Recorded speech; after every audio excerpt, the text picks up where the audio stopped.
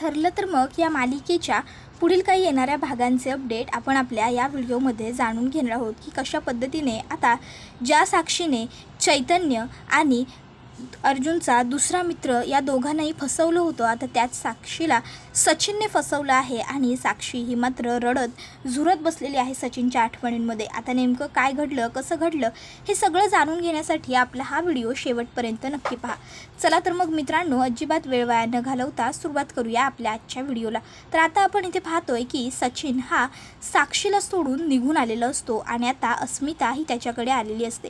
सचिन हा आता अस्मिताला म्हणत असतो, अस्मिता खरंच आय एम व्हेरी हॅपी की तू मला भेटायला आली आहेस, नाही म्हणजे मला खूप खूप बरं वाटतंय. आता सचिन हा अस्मिताला जवळ घेतो आणि मनात म्हणत असतो, नशीब बरं झालं मी इथे पोहोचलो म्हणून. जर इथे पोहोचलो नसतो आणि अस्मिता इथे पोहोचली असती तर सगळी गडबड होऊन गेली असती.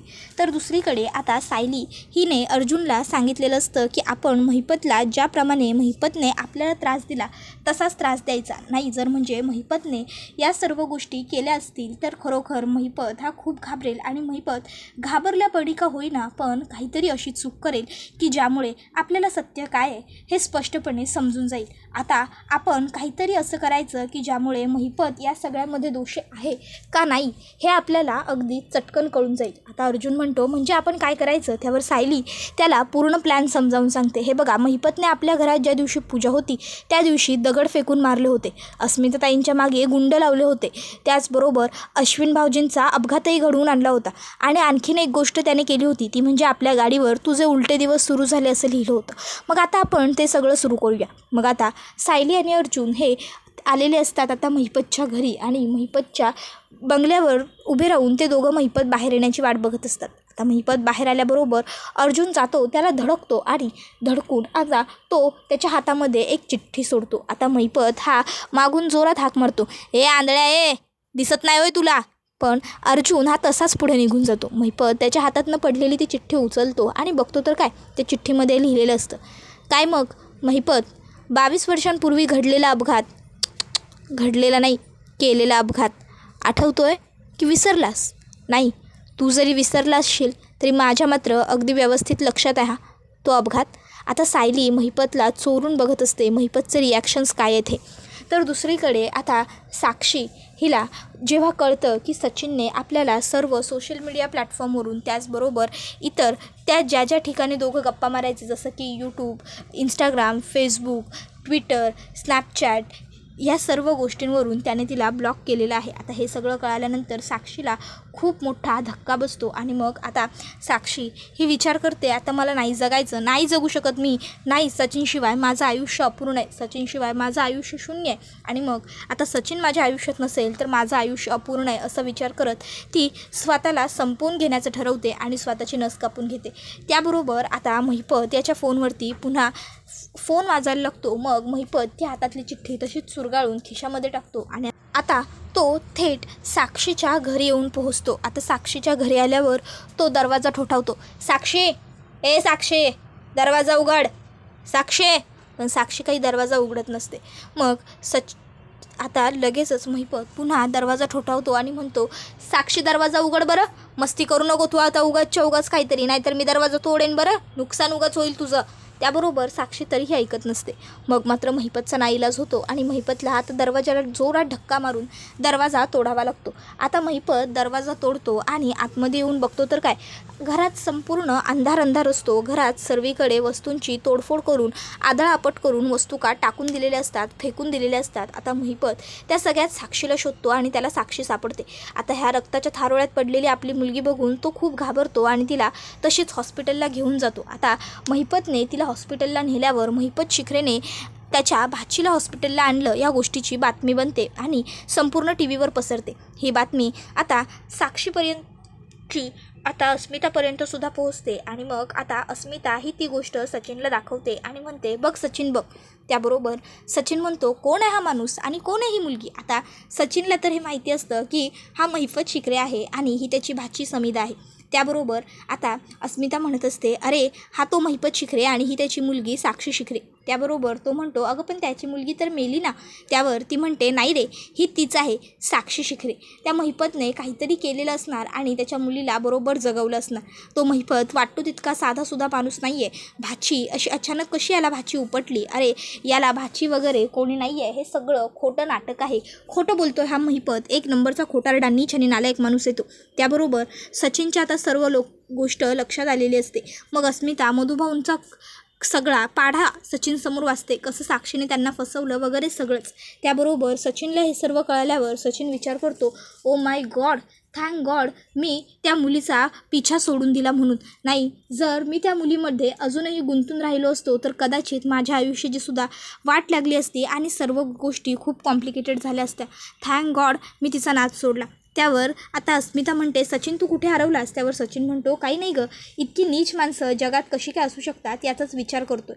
त्याबरोबर आता इकडे महिपत हा डॉक्टरांना साक्षीला ॲडमिट करून घ्या असं सांगतो. तर डॉक्टर स्पष्टपणे नकार देतात आणि डॉक्टर म्हणतात की तुम्ही स्वतः एक गुन्हेगार आहात आणि असं आम्ही डायरेक्ट या तुमच्या भाचीला, मुलीला, जी कोण आहे ही तुमची, तिला हॉस्पिटलमध्ये आमच्या नाही घेऊ शकत. आमच्या हॉस्पिटलच्या रेप्युटेशनचा प्रश्न आहे. आता मग तर महिपत आणखीन चिडतो आणि महिपत आता डायरेक्ट मारामारीवर उतरून आलेला असतो. त्याबरोबर मग डॉक्टर लोकंसुद्धा भडकतात. महिपत विचार करतो की नाही, सध्या माझी पडती बाजू आहे. या डॉक्टरांबरोबर मला मारामारी करून, भांडणं करून नाही चालणार. मला यांच्याबरोबर व्यवस्थितच वागावं, बोलावं लागेल आणि मी इथं साक्षीबरोबर एकटासुद्धा नाही थांबू शकत. नाही म्हणजे मी ढीग एकटा थांबू शकतो माझ्या लेकीचं सगळं करायला, पण हे डॉक्टर लोक मला इथं बघून आणखीन जास्त चवताळत आहेत. मला इथं कोण्यातरी शाण्या सुरत्या माणसाला बोलवलं पाहिजे. पण आता शाणं सुरतं माझ्या ओळखीचं कोण आहे? साक्षीचे मित्र यार तर सगळे आता मी बंद करायला लावले होते तिला. मग कोण आहे? हां, सचिन. मी एक काम करतो, मी त्या सचिनच्या गठुड्याला फोन करतो आणि त्याला इथं बोलवून घेतो. त्याला इथं थांबायला लावतो साक्षीजवळ आणि म्या जातो. तसं पण तो सचिन तर चांगला हुशार आहे. तो इथं थांबला तर डॉक्टर लोक साक्षीची ट्रीटमेंट पण पटापट करतील आणि सगळं अगदी व्यवस्थित होऊन जाईल माझ्या लेकराचं. हां, सचिन हा उत्तम पर्याय आहे. सध्या मी सचिनलाच इथं बोलवतो असा आता महिपत विचार करतो आणि तो सचिनला फोन करून सांगतो, ए लवकर इथं ये, तुझ्यामुळं माझ्या पोरीनं जीव देण्याचा प्रयत्न केला आहे. तिला जर काही कमी जास्त झालं ना तर मी तुला सोडणार नाही. त्यावर लगेचच आता इकडे सचिन म्हणतो, तुमची मुलगी? पण समीर तर तुमची भाची आहे ना अण्णा? त्यावर तो म्हणतो, तेच ते, पण मला ती माझ्या सख्या लेकीपेक्षा पण जास्त प्यारे, कळलं का? ये लवकर तू. त्याबरोबर सचिन म्हणतो, कोणाला फसवताय महिपत शिखरे उर्फ अण्णा? तुम्हाला काय वाटतं, मला खरं कळलं नसेल का अजून? साक्षी शिखरे उर्फ समिधा शिखरे ही तुमची सख्खी मुलगी आहे आणि तिनेच मधुकर पाटील म्हणजेच मधुभाऊ यांना त्या विलासच्या केसमध्ये अडकवलं होतं, बरोबर ना? विलासचा खून केला स्वतः आणि आळ बिचाऱ्या त्या मधुभाऊंवरती घातला. बिचाऱ्यांना चक्क 2 वर्ष तुमच्या त्या खोटारड्या मुलीमुळे कोर्टाच्या पायऱ्या झिजवाव्या लागल्या होत्या आणि एवढं सगळं करूनही तुमचं पोट भरलं नाही. म्हणून तुमच्या मुलीला जेव्हा तुरुंगवास भोगायची वेळ आली तेव्हा तुम्ही तिला तिकडनंही पळवून काढलीत. अरे रे, आता ती तुमची मुलगी आहे ही गोष्ट मला तर माहिती आहे, पण जर तुम्ही माझा पिच्छा सोडला नाहीत ना तर ही गोष्ट अख्ख्या जगाला माहिती होईल. आता फक्त महिपत शिखरेची भाची ॲडमिट आहे अशीच बातमी बनली, पण जर मी तोंड उघडलं तर काय होईल तुम्हाला माहिती आहे का? तुमच्या मुलीला पुन्हा तुरुंगात जावं लागेल. आता काय करायचं आहे ते तुमचं तुम्ही बघा. मग मात्र महिपत हा आता प्रश्नात पडतो. कोडं असतं त्याच्यासमोर की आता करायचं तर काय? कारण जर मी आता ह्या सचिनबरोबर जास्त आडवा वागलो तर हा सचिन खरोखर काहीही करू शकतो आणि ह्या सचिनने जर माझ्या लेकराबद्दल काही उलटंसुलटं खरोखर मीडियामध्ये सांगितलं तर माझ्या लेकराला ते सगळं भोगायला येऊ शकतं आणि म्हणून मला हे सगळं सध्या परवडणार नाही. मग महिपत तुला मी नंतर बघून घेतो एवढं सचिनला सांगतो आणि ताबडतोब फोन कट करतो आणि विचार करू लागतो की अरे देवा, आता हा सचिनसुद्धा आमच्या मदतीला येत नाही आहे. आता मग करू तर काय करू? माझ्या लेकराचा जीव मी वाचवू तर वाचवू कसा? काहीही झालं तरी त्याला ट्रीटमेंट तर मिळायलाच हवी. आता डॉक्टर हे लगेचच साक्षीला ट्रीटमेंट द्यायला तयार होत नसतात, पण महिपत हा खूप हातापाया पडतो, गयावया करतो, पैसे भरायला तयार होतो, खूप काही तो बोलतो. मी सगळं फॉर्मॅलिटीज कंप्लीट करतो, ही माझी भाची आहे, माझ्या मुलीच्या गुन्ह्यांची शिक्षा हिला देऊ नका प्लीज, अशी तशी तो डॉक्टरांना रिक्वेस्ट करतो आणि मग डॉक्टर कसे साक्षीला आतमध्ये घ्यायला तयार होतात. आता डॉक्टर हे साक्षीला आतमध्ये ट्रीटमेंटसाठी घेतात तर बाहेर बसून महिपत हा विचार करत असतो की नक्की हा त्या अर्जुन सुभेदारचाच माणूस असणार सचिन. म्हणूनच तो अस्मिताला बघून घाबरला असणार. अर्जुन सुभेदार, तू माझ्या पाठी आणि माझ्या पोरीच्या पाठी पडलाय ना, पण एक गोष्ट लक्षात ठेवायची, तुला मी सोडणार नाही. जर तुला 12च्या भावात पाठवलं ना, तर मी सुद्धा माझं नाव महिपत शिखरे सांगणार नाही. तू महिपत शिखरे बरोबर आणि त्याच्या लेकीबरोबर पंगा घेतलाय. तू हे प्रत्येक वेळी विसरतो की महिपत शिखरे काय चीज आहे. पण नाही, जर महिपत शिखरेने तुला चारी मुंड्या चित केलं ना, तर नावाचा महिपत शिखरे उरणार नाही. आजपर्यंत तर तू माझ्या लेकीला तिच्या नावाने साक्षी म्हणून सुद्धा खूप त्रास दिलाय आणि आता समिधा म्हणून ती तिची ओळख लपवून राहायला लागली, तर तू समिधा म्हणून माझ्या मुलीला सुद्धा त्रास द्यायला लागला. आता मी तुला सोडणार नाही. फक्त माझं लेकरू इकडनं बरं होऊन बाहेर पडू दे. तर दुसरीकडे आता सायली ही अर्जुनला म्हणत असते, आज जेव्हा तुम्ही त्याच्या हातामध्ये ती चिठ्ठी दिलीत ना, तेव्हा मी त्याचा चेहरा बघितला. त्याचा चेहरा अगदी पांढरा फटक पडला होता. म्हणजे नक्की या सगळ्या अपघातामागे त्याचा काही ना काहीतरी हात असणारच. इतक्यात आता अर्जुनच्या फोनवरती एक व्हिडिओ येतो. अर्जुनचा फोन सायलीच्या जवळ असतो. सायली तो व्हिडिओ सुरू करते, तर त्यामध्ये साक्षी म्हणजेच समिधाला हॉस्पिटलमध्ये नेल्याची बातमी दिसते. आता साक्षी तो व्हिडिओ साक्षीचा आहे ही गोष्ट सायलीने ओळखलेली असते. सायली ही गोष्ट अर्जुनला दाखवते आणि म्हणत असते, अहो ही अगदी हुबेहूब म्हणजे साक्षीसारखी कशी काय दिसू शकते. जर ही महिपतची भाची आहे तर मग ही साक्षीवर गेल्यासारखी कशी काय वाटते. आणि आतापर्यंत तर ह्या महिपतला कोणीही कुटुंब नव्हतं. हा फक्त एकटा आणि याची मुलगी एवढं त्याचं कुटुंब होतं. मग अचानक याला एवढी मोठी बहीण आणि भाची कुठं काय उपटल्या. नक्की हा महिपत शिखरे आहे ना, खोटं बोलतोय. अहो एक नंबरचा खोटारडा लबाड लुच्छा माणूस आहे हा. बघताय ना किती खोटारडेपणा चाललाय तो याचा. त्यावर अर्जुन म्हणत असतो की मला फक्त या गोष्टींचा ताल लागला पाहिजे की महिपतनेच प्रतिमा आत्याचा अपघात घडवून आणला होता.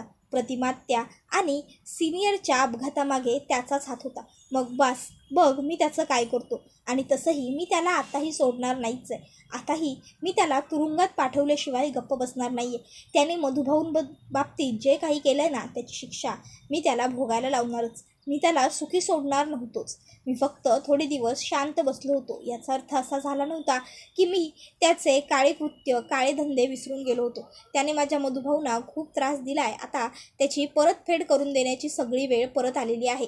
त्याबरोबर सायलीला प्रश्न पडतो की अर्जुन हे सगळं कसं करणार.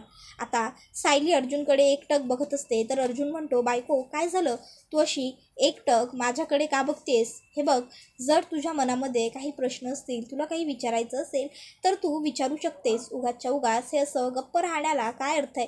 काही मनात आलंय का तुझ्या, काही बोलायचं आहे का, काही विचारायचं आहे का. सायली नकारार्थी मान हलवते. त्यावर अर्जुन तिला म्हणतो, मग काही सांगायचं आहे का. नाही, काही सांगायचं असेल तर तू सांगू सुद्धा शकतेस. बोल ना, काय झालं. मग सायली ही अर्जुनला म्हणते, बसा इथे. मग अर्जुन म्हणतो, इथे. त्यावर सायली म्हणते, हो बसा. मग अर्जुन त्या बाकड्यावर बसतो. सायली अर्जुनला म्हणते, तुम्ही म्हणता की तुम्ही महिपतला चांगला लटकवाल म्हणून, पण महिपतला आपण मधुभाऊंच्या केसमध्ये कसं काय लटकवणार. कारण महिपत याचा या केसशी काही डायरेक्ट संबंध नव्हता. खून तर खरोखर साक्षीनेच केला होता आणि साक्षीला आपण तुरुंगात सुद्धा घालवलं होतं. मग आता तुम्हाला जर महिपतला फसवायचं असेल तर काहीतरी वेगळं करावं लागेल ना. त्यावर अर्जुन म्हणत असतो, माझी बायको किती सरळ साधी आहे. आता सायली, तूच म्हणालीस ना की ही साक्षी आहे, समिधा नाही म्हणून. मग आपण ही साक्षी आहे हेच जगासमोर सिद्ध करायचं. आणि एका गुन्हेगाराला तुरुंगातून पळवणं हा खूप मोठा गुन्हाच आहे. पोलिसांच्या नजरेखालून, बाकी गव्हर्नमेंटच्या नजरेखालून त्याला मृत घोषित करणं हा सुद्धा गुन्हा आहे. मग आता जर हे सगळं महिपतने घडवून आणलेलं आहे, तर अर्थात महिपतसुद्धा गुन्हेगार झालाच ना. उलट महिपतने तर कायद्याला फसवलं आहे, कायद्याचा गुन्हा केला आहे आणि म्हणून महिपतला जास्तीत जास्त शिक्षा लागू शकते. आणि मी तर 100 नाही 110% प्रयत्न करेन की त्याला फक्त शिक्षा नाही, त्याला फाशीच झाली पाहिजे. त्याबरोबर हे ऐकून सायली म्हणते, अहो पण.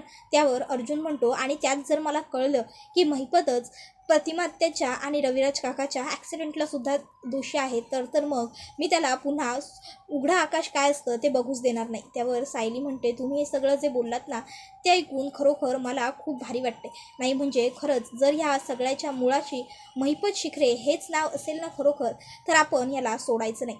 आणि माझ्या भूतकाळाजवळ, माझ्या बालपणाजवळ महिपतचंच नाव जोडलं गेलं आहे. तुम्ही विसरताय का. अहो त्या मैना आणि सदाशिवने सुद्धा महिपतचंच नाव घेतलं होतं आणि त्या बाईने सुद्धा. मग आता जर ह्या सगळ्याबरोबर महिपतची कनेक्टिव्हिटी आहे ना, तर आपण महिपतला सोडायचं नाही. महिपत हा आपल्या घराण्याजवळ, आपल्या भूतकाळाजवळ, आपल्या माणसांजवळ खूप वर्षांआधीपासूनच जोडला गेलेला आहे. फक्त ही गोष्ट आपल्याला आत्ता कळाली. पण जर आपल्याला ही गोष्ट आत्ता कळाली आहे तर आपण या गोष्टीचा पुरेपूर फायदा करून घ्यायचा आणि आता या महिपतला बरोबर लटकवायचा. या महिपतला त्याच्या प्रत्येक काळ्या कृत्याची शिक्षा आपण मिळवून द्यायचीच. नाही म्हणजे त्यालासुद्धा कळायला हवं की त्याने कोणाच्या कुटुंबियांबरोबर पंगा घेतला ते. अर्जुन सुभेदार आणि सायली सुभेदार त्याला सुखी सोडणार नाही. ही गोष्ट कळाल्याशिवाय तोसुद्धा आणि आपणसुद्धा आता शांत बसायचं नाही. कळलं ना तुम्हाला? आज बघितलं ना, जेव्हा त्याला ती चिठ्ठी मिळाली तेव्हा तो खरं तर खूपच जास्त ओव्हर पॅनिक झाला होता, तो दाखवत नसला तरी. आणि आता आपण ती साक्षी, ही समिधा आहे की नक्की साक्षी आहे हे शोधायला जायचं आहे. पण आपण नेमकं जायचं कसं आणि करायचं काय, त्यावर अर्जुन सायलीला त्याचा प्लॅन सांगतो. तर दुसरीकडे आता सचिन हा सुद्धा कसल्या तरी विचारात मग्न असतो. कसल्या तरी म्हणण्यापेक्षा तो साक्षीच्या विचारात मग्न असतो. नशीब मी तिच्या जास्त आहारी गेलो नाही वगैरे विचार तो करत असतो. अस्मिता सचिनला विचारते, सचिन काय रे, काय झालं? आता तर म्हणालच ना आपण छान फिरायला जाऊ, छान मजा करू म्हणून, आणि आता तुला काय झालं? चेहरा का पडला असा तुझा? त्याबरोबर सचिन म्हणत असतो, नाही गं असं काही नाही आहे. नाही म्हणजे तू मधुभाऊंबाबतीत जे काही सांगितलंस ते ऐकून खरोखर मधुभाऊंचं खूप जास्त वाईट वाटलं. बिचारी मधुभाऊ, म्हणजे त्यांच्या बाबतीत हे सगळं काय काय नको व्हायला हवं होतं ते घडून बसलं. बिचाऱ्यांची तर या सगळ्यामध्ये काहीही चूक नव्हती. त्यांनी सायली वहिनींना एवढं मनापासून मोठं केलं होतं, लहानाचं आश्रमातल्या दुसऱ्या लहान लहान मुलांना मोठं केलं होतं. खरं तर त्यांच्या नशिबात फक्त सुख, शांती आणि समाधान पडायला पाहिजे होतं. पण या साक्षीमुळे त्यांना किती काय काय त्रास भोगावा लागलेला आहे असाच विचार मी करतोय. आतासुद्धा बिचारे कोमातच आहेत ना, अजून कोमातनं बाहेर आलेले नाही आहेत ना गं मधुभाऊ. अस्मी त्याबरोबर आता ती नकारार्थी मान हलवते. खरं तर सचिनने मुद्दामूनच विषय बदललेला असतो, जेणेकरून अस्मिताचं सगळं लक्ष या सर्व गोष्टीतून हटावं आणि बाजूला व्हावं. सचिन आता अस्मिताला म्हणतो, बरं चल आपण दोघंजणं बाहेर जाणार होतो, आपण दोघंजणं निघूया. नाही म्हणजे जे काही घडलं आहे त्या सगळ्यामध्ये आपली तर काहीही चूक नाही आहे ना, मग आपण का उगाचच्या उगाच आपला वेळ खराब करायचा. आपण दोघंजणं छान एन्जॉय करूया. मला माझ्या बायकोबरोबर आणि होणाऱ्या बाळाबरोबर छान वेळ घालवायचा आहे. मला त्यांना छान सगळा आनंद द्यायचा आहे. कामामुळे बाबाला वेळ मिळत नसला तरी जेव्हा जेव्हा बाबाला वेळ मिळतो तेव्हा बाबा फक्त त्याच्यासाठीच वेळ काढतो हे त्यालासुद्धा कळायला हवं की. त्यावर अस्मिता म्हणतो, अच्छा म्हणजे फक्त बाळासाठीच वेळ काढणार का? आणि बाळाच्या आईचं काय? लक्ष